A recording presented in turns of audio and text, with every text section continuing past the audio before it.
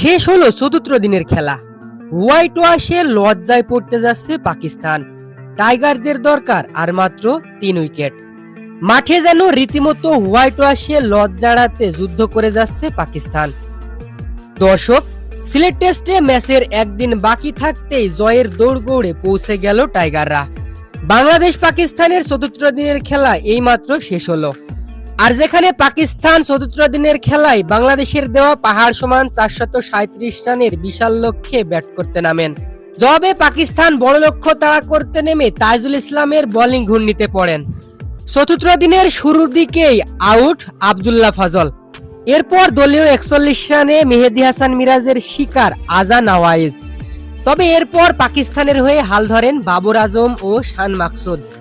এই দুই ব্যাটারের ব্যাট থেকে আসে 92 রানের লড়াকু পার্টনারশিপ। তবে তাইজুল ইসলাম ভাঙেন সে জুটি। ব্যক্তিগত 47 রানে তাইজুল ইসলামের শিকার বাবর আজম।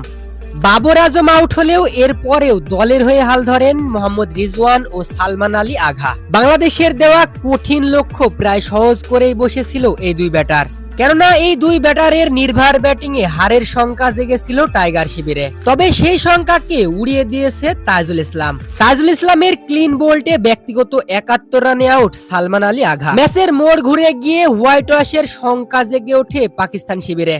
304 রানে 7 উইকেট হারিয়ে রীতিমতো মুখ মলিন হয়ে ওঠে পাক শিবিরে। আর শেষ পর্যন্ত 316 রানে ওই 7 উইকেট হারিয়ে চতুর্থ দিনের খেলা শেষ করে পাকিস্তান।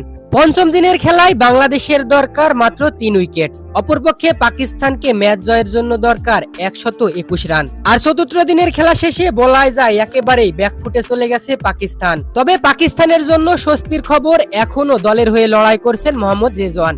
এই ব্যাটার এখনো অপরাজিত রয়েছেন 75 রান করে। আর এখন দেখার পালা শেষ হাসি কে হাসে, পাকিস্তান নাকি বাংলাদেশ।